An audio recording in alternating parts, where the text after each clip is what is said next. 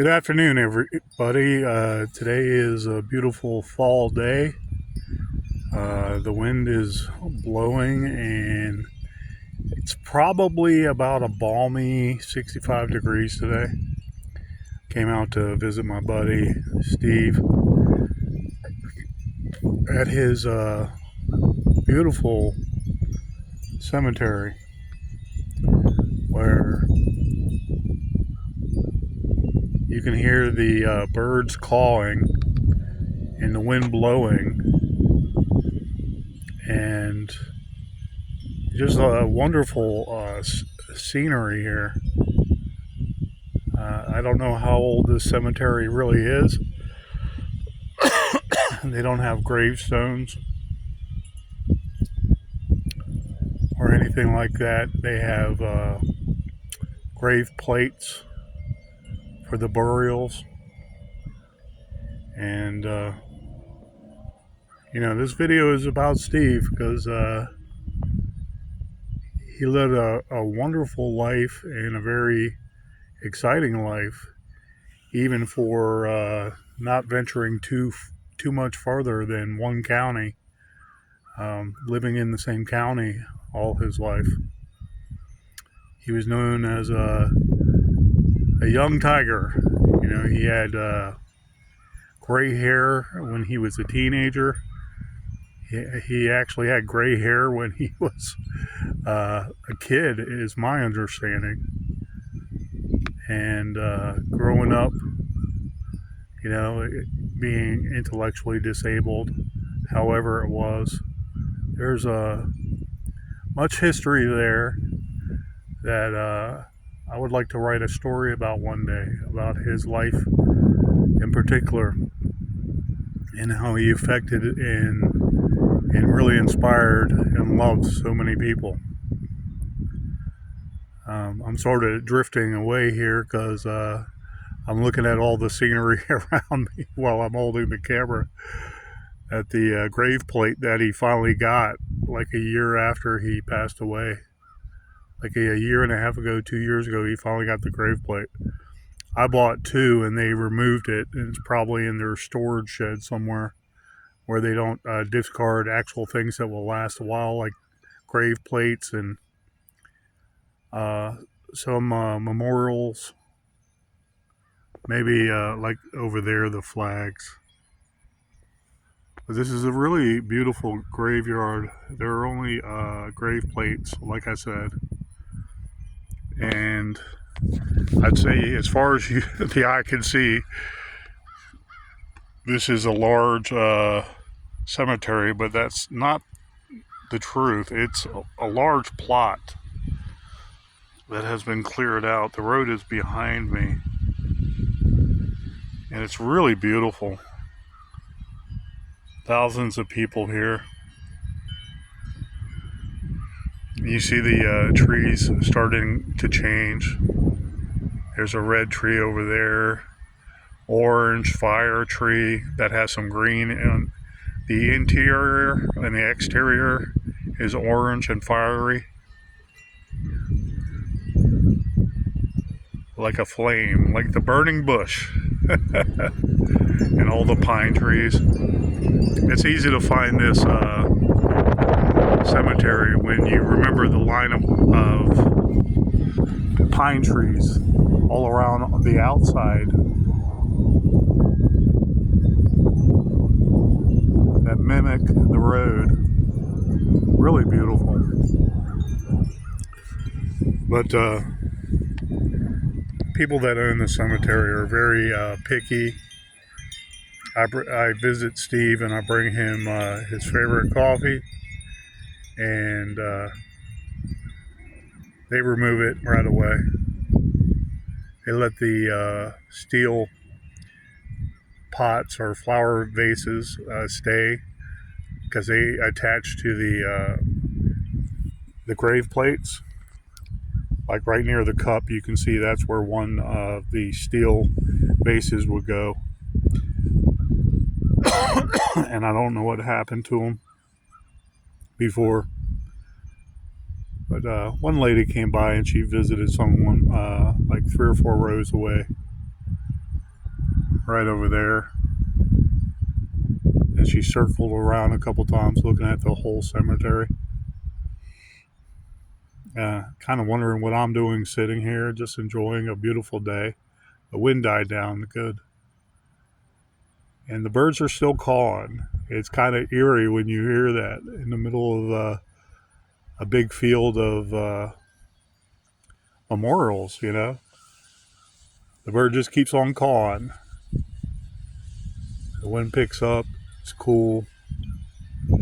It's kind of like foreshadowing a cold winter, you know. But back to Steve. He's a wonderful guy in heaven now. I know he is. His heart was big as they come. And I know many people have gotten close with their intellectually disabled charges or clients or customers or patients or, and I'm sorry, some people say you don't use the patient word, but we are caregivers and we do care for our charges and we do give medical attention to them. And it's just terminology. I'm not trying to be rude to anybody in the field. I respect this field a lot and it really changed my life around. It's not that I hated people and was just so negative all my life or anything like that, but it opened my eyes to helping and being of service to other people. You know, not just trying to get rich, not just trying to get ahead and always be better than somebody else. You know, the overall rat race we talk about. You know, am I happy about this faceplate they finally put in that only has the years of Steve's life? No, but it's beautiful. I love it. That right there, you see the gold shining. That's the cross. God bless it.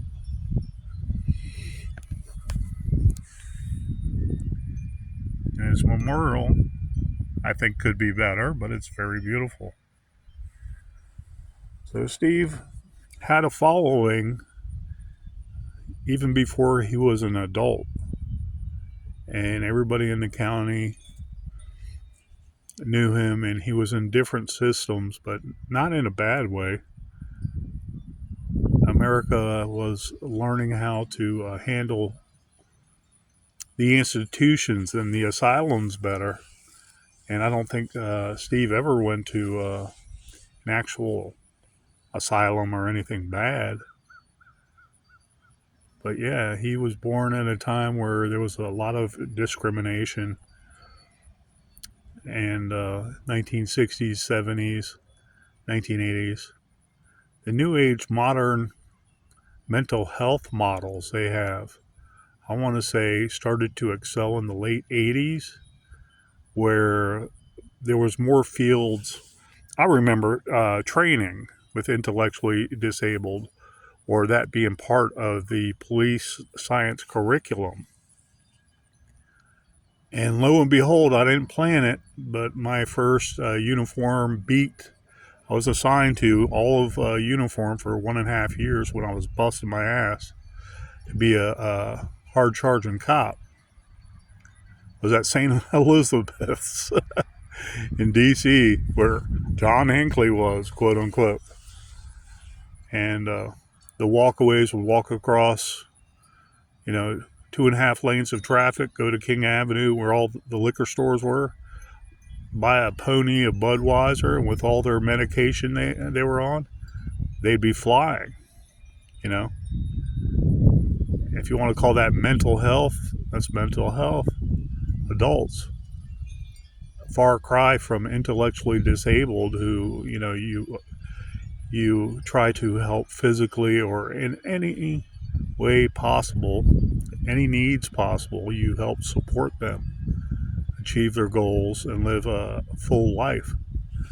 But those individuals walking across the street from St. E's were flip dizzy off their rockers on purpose, and they would do some crazy stuff. And I'd have to go to St. Elizabeth's take a missing person report. It would be filed, and then I wouldn't even look for him because there'd be 300 people across the street hanging out drinking. I'd send them on their way, but I'd have no idea. Even looking at a picture of him from 10 to 15 years before at St. Elizabeth, I couldn't recognize him in a sea of, I hate to say it, but a sea of mostly black people. You know, it's like the old photographs. Yeah, I couldn't recognize him in a lineup. But then if they were acting up or becoming mentally unstable, you know, bathing in their feces, so to speak, and climbing up the walls, literally trying to eat bugs, then we'd have to MO him or her to the hospital and do a quick report. You know, see them at the hospital, make sure they're interned, and it would waste half a day at least, half a shift. But that was 1990 to 1992. All of 1990 and all of, I want to say part of 1992. And things changed even since then, where the outlook for the mentally ill and the intellectually disabled are much different. Institutions are now group homes. Group homes go visit the doctors in and out. You know, you might go to the hospital in the back wing of a hospital, but it's there to moderate your medication until you're functioning again. 72-hour holds, police can do legally, but they're not going to keep you in there indefinitely.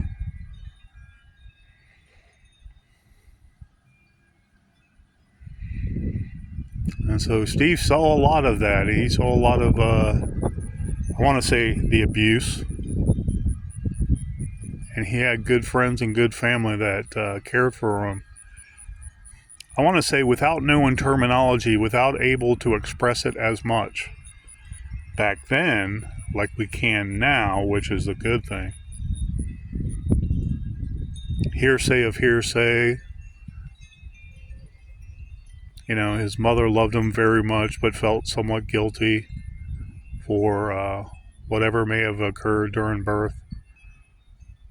Okay, I know things like that occurred. Some people verbalize them. I was like, okay. And he missed his mother, who died like 5 years before he did. 7 years before he did, I believe. But she was a great mother. Had a great father. And Steve would talk every day about his father, but then he'd switch the subject to his grandfather, who did a lot of fun things with him. Taught him, intellectually disabled person, don't think that they can't do stuff. Because his grandfather was so close with him, he taught Steve how to shoot a .22. And me and Steve would talk about guns and everything, and I took him on an outing a couple times to pawn shops to see guns. You know, getting him out in the community, they say, in this field. It's like, okay, I'm letting the supervisors and everybody know that that's an idea, that's something. He doesn't have to touch the guns, but, you know, he can sit there and look at the rifles from a distance. Best behavior protocol, we speak to him ahead of time. He can have a candy bar afterwards, just make sure he doesn't touch anything, doesn't hit anybody. If he wants us to walk him in with a wheelchair, because he could walk on his own. Anybody that knew my buddy, my love, my best friend ever, they knew he could walk on his own. It's just he lumbered, and he wouldn't lift his head up when he lumbered in such a unique way. He ambled, like the very definition of the word, ambled, and would bop up and down, be bopping up and down. And we go in and look at guns and rifles. I wouldn't buy anything, and I wasn't armed or anything like that. But he was raised in a gun culture that was respectful and hunted rabbits in a field, and his granddad taught him that. His granddad was such an influence, learning how to, what did they do in the truck? I know his dad was upset at times, and supposedly, to me, it's not abuse. To me, it's getting the job done. But if Steve, because he had proximity issues and impulse control issues, he would lash out and slap me and people around him if they got too close without yucking it up with them, without speaking to him and say, "Hey, buddy, can I get a hug?" You get a hug, and then back away, like you're not afraid. He never hit you. But if you got too close and you were being a little sarcastic or you didn't address him first kindly, he would slap you. Well, supposedly throughout the years, his dad would put him in the back of the pickup truck because Steve would be hitting people or hitting him and being really raucous. And I'm like, that's not abuse, that's survival, Steve understood that, and me and him actually talked about that before. I said, Steve, but were you nice to your dad? And he'd sit there and give me this funny look, and because he's milling it over in his mind, and he's like, yep. And I'm like, okay, well, you heard the saying, it takes two to tango, right? And he's like, yep. He keeps on saying yep. And I said, okay, would you want me to harm you and touch you when you don't want to be touched? And he's like, no. And I was like, all right. And then I'd give him a half a coffee. We'd have conversations like that every day. It was something different. And he'd see a squirrel crossing the road while we're driving, and he'd be like melting. Oh, squirrel! There's a squirrel! And because he used to go hunting, with his granddad. His granddad did so much to be open to him, and make him feel wanted. His whole family did. Don't get me wrong. But the mindset where a lot of things were not known about mental illness and disabilities, intellectual disabilities and developmental disabilities, and they are different.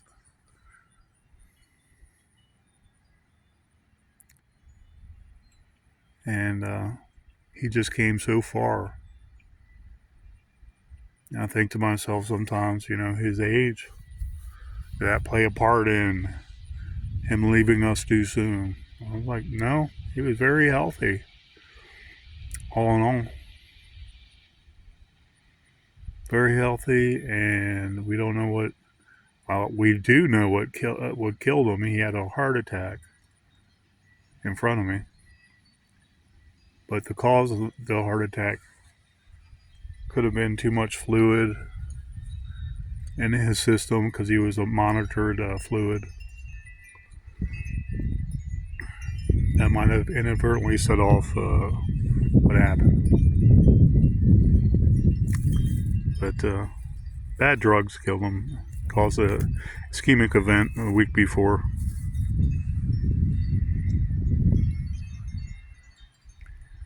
Anyways, he had so much greatness in his life that was just wonderful. So many good times. And, I really admire the people that came before me that were still in the same location, but still doing the groundwork, working with the intellectually disabled, have a lot more patience than me, and they led the groundwork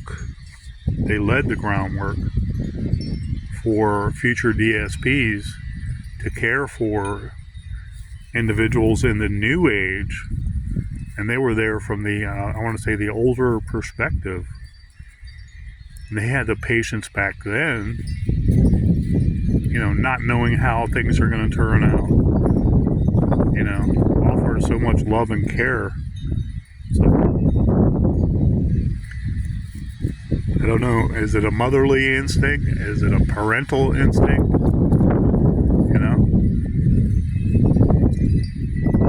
No, I don't know. I've become a parent and I feel like I want to care for people more. That much I do get. But I'm so proud of the people that came before me because they led the way. They set up the groundwork so that these individuals, as they start to age, they can have a more productive life. The things they already learned, the development they already had, that they started. And so, like, man, Steve's last 25, 35 years, he was a blast to be with.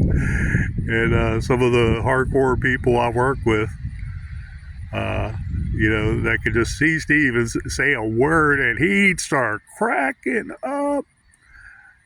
And he would, when I first met him, he was healthy enough and agile enough, he could get out of his desk and actually approach people. Like, I don't want to say this in a mean way. It might appear like he's threatening somebody, but if you see his face and he's happy and he's yucking it up with you, he could get out of his car and get out of his chair and approach you and give you a hug, and ask if he can approach you too. He was that agile with dexterity and balance. I want to say over a 7-year period, it kind of changed like 2 years into working with him.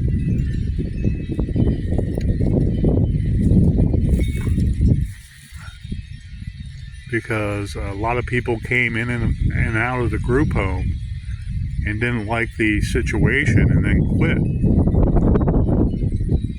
And he saw that, and I think it demoralized him some, also missing his mother.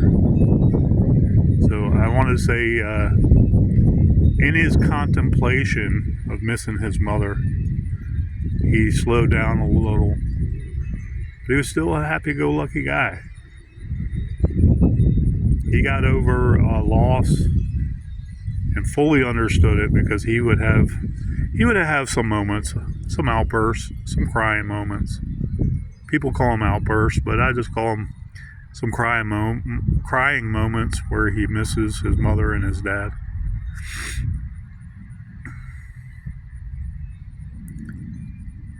And then he'd pull out of it like in a heartbeat.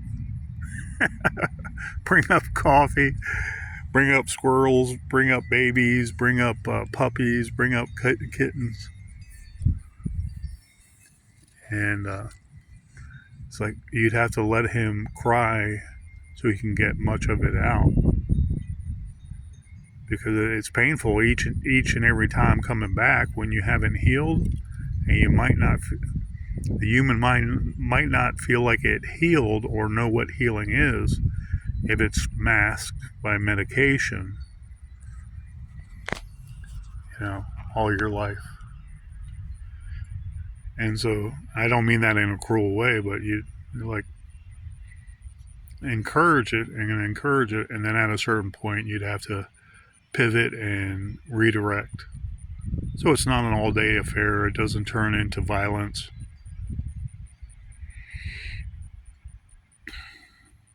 God, I miss him. God, I miss my buddy Steve. Most honest guy I've ever met. Most honest guy, most caring guy, most loving guy. Biggest hugs that meant something. Wasn't just contrived. Wasn't acting.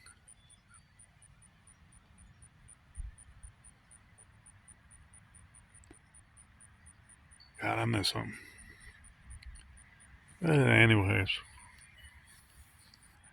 my best buddy on a beautiful day. I just wanted to stop by and say hi to Steve and give some kind of a memorial for him